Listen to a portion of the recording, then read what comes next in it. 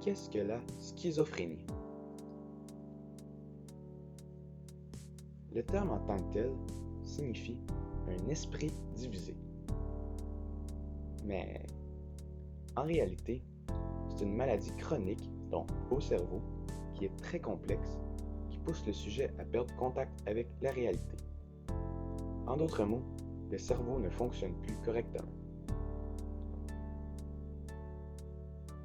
Les personnes touchées démontrent des idées délirantes, des hallucinations, un certain manque d'émotion et un langage désorganisé.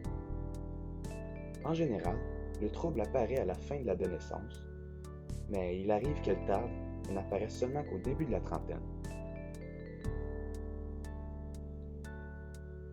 Ainsi, la période d'apparition est entre 18 et 30 ans.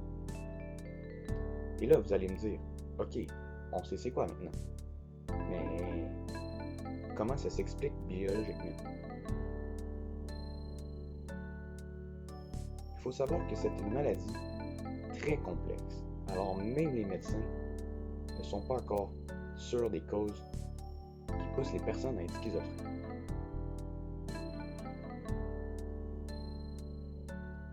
Il faut savoir que le cerveau d'une personne que l'on considère comme normale produit une certaine quantité de dopamine, un neurotransmetteur qui est associé au plaisir et aux sensations de bonheur. Donc dans une certaine quantité, c'est totalement normal. Cependant, bien que ce ne serait pas la seule cause, les chercheurs ont posé comme hypothèse que les schizophrènes produiraient trop de dopamine, ce qui les amènerait à présenter des hallucinations et des illusions. De plus, le cerveau produit du glutamate dans certaines régions du cerveau, un autre neurotransmetteur qui, lui, serait plutôt associé à la mémoire et à l'apprentissage.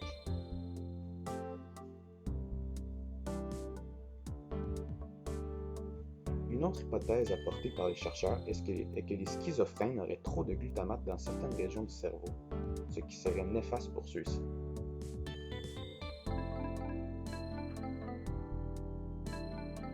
Les deux hypothèses ont une chose en commun. Le cerveau du sujet présenterait un déséquilibre dans la quantité de neurotransmetteurs produits, ce qui les amènerait à être en déconnexion avec la réalité. Une chose est sûre, c'est que certaines substances, telles que la cocaïne, l'alcool, la marijuana, les amphétamines et l'héroïne, favorisent les symptômes psychotiques délirants. En d'autres mots, ces produits peuvent favoriser l'enclenchement de la schizophrénie. D'un côté biologique, les études montrent que la maladie se transmet par l'ADN et les gènes des parents, donc de la mère ou du père vers l'enfant.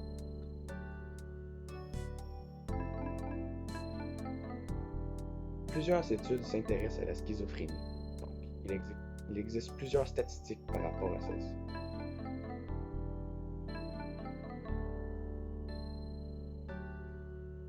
Une personne dont les deux parents ne sont pas schizophrènes a 1% de chance ou plutôt de malchance de l'être. Si un des deux parents l'est, les chances grimpent à 7%. Et si les deux parents sont schizophrènes, l'enfant a 27% de l'être plus tard.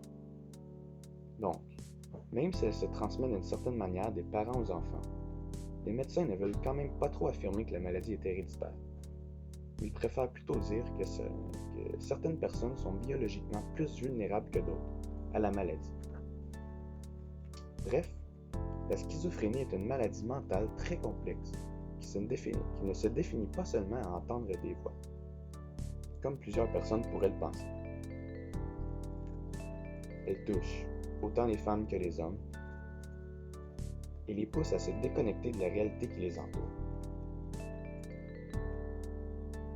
Même si les médecins ne sont pas certains des causes de la maladie, il existe des traitements qui permettent aux personnes de vivre un peu mieux.